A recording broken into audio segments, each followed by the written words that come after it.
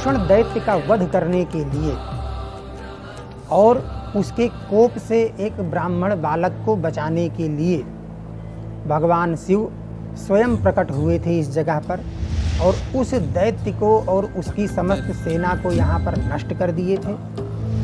उस बालक के निवेदन पर भगवान महाकाल ने हमेशा के लिए उसके पास निवास करने का निश्चय किया और इस ज्योतिर्लिंग के स्वरूप में यहाँ स्थित हो गए। तब से यह स्वयंभू ज्योतिर्लिंग यहाँ पर विराजमान है।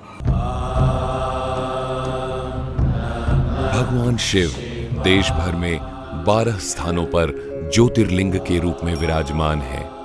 उज्जैन में इन्हीं में से एक ज्योतिर्लिंग महाकालेश्वर मंदिर के गर्भगृह में स्थापित है। भगवान शंकर का ये एक पूरा ब्रह्मांड में एक ही शिवलिंग है जो दक्षिणाभिमुख ज्योतिर्लिंग है। दक्षिण दिशा काल की, काल को जिसमें भस्म कर रखा है वो महाकाल है। गर्भगृह में ऊपर सिद्धि यंत्र स्थापित है। महाकाल के बाईं ओर गणेश विराजमान है, दाईं ओर त्रिशूल के पीछे कार्तिकेय और दोनों के मध्य में माता पार्वती। इस ज्योतिर्लिंग की वास्तविक समय सीमा की यह कब से है, इसके बारे में हमारे ग्रंथ मौन है। वो कथानक उपलब्ध होता है किंतु समय सीमा का निर्धारण उपलब्ध नहीं होता है। पुराणों के आधार पे हम 5 से 7 हजार वर्ष पूर्व इस मंदिर के निर्माण तक तो पहुंच सकते हैं, लेकिन इस मंदिर के निर्माण के पूर्व यह ज्योतिर्लिंग कब से है, इसके बारे में हमारे ग्रंथ मौन है। क्योंकि आज भी वास्तविक भूतल के नीचे महाकाल जी विराजमान होते हैं।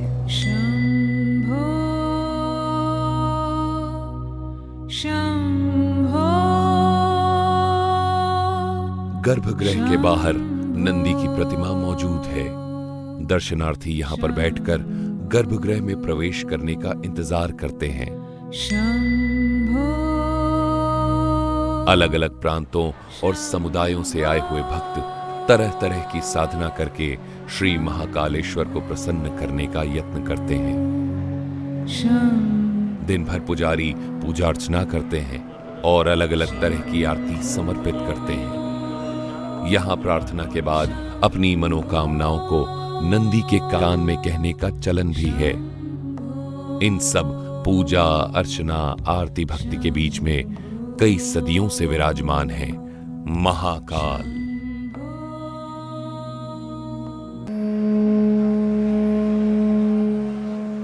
मुक्ति की ओर ले जाने वाले महाकाल की आराधना में कई आरतियां की जाती हैं।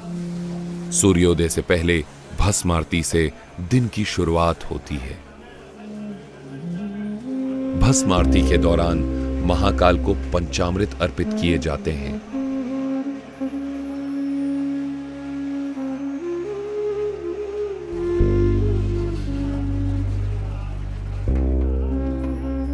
उसके बाद महाकाल का जलाभिषेक होता है और फिर अनेक विधि विधाओं से महाकाल का श्रृंगार किया जाता है। नमामि शमीशान निर्वाण रूपम विभुं व्यापकं ब्रह्म वेद स्वरूपम। भगवान यहाँ पर ब्रह्म रूप में विराजमान है, क्योंकि ब्रह्म का जो स्वरूप है निराकार और साकार दोनों स्वरूपों के अंदर परमपिता परमात्मा रहते हैं। भगवान महाकाल जब प्रातः काल भस्म आरती होती है तो वो निराकार से साकार रूप धारण कर लेते हैं, अर्थात शिव से वो शंकर बन जाते हैं।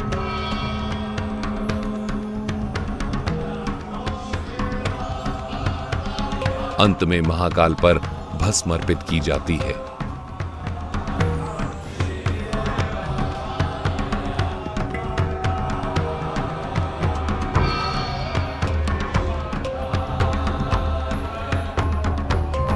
ये प्राचीन मंदिर जब से स्थापित हुआ है तब से यहाँ पर भस्म का लेपन होता है और यह क्रिया भगवान महाकाल की प्राचीन समय से सन्यासियों का एक विशेष वर्ग करता आया है और सन्यासियों के उस विशेष वर्ग का जो महंत होता है वही भगवान महाकाल पर भस्म का लेपन किया करता है।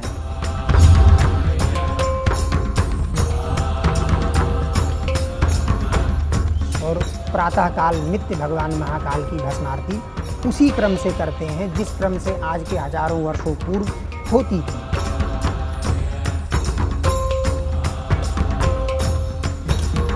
और यही भगवान महाकाल की मुख्य पूजा मानी जाती है।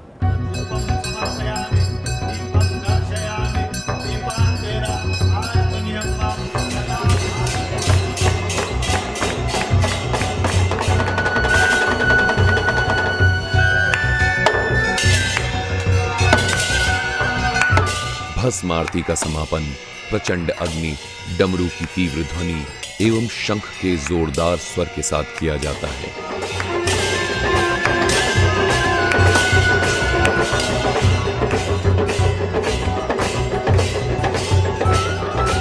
प्रातःकाल भस्म आरती के बाद 7 बजे दध्योदक आरती होती है। दही और चावल का भोग लगाया जाता है। दोपहर 10 बजे भोग आरती होती है जिसमें भोग का अर्पण किया जाता है। शाम 5 बजे भगवान महाकाल का पूजन श्रृंगार होता है जिसमें भगवान महाकाल को भांग समर्पित की जाती है। उसके बाद जल चढ़ना बंद हो जाता है। शाम 7 बजे संध्या भोग आरती की जाती है। संध्या काल में आरती के दौरान तेज नगाड़ों, ढोल, घंटियों के साथ महाकाल का वंदन किया जाता है।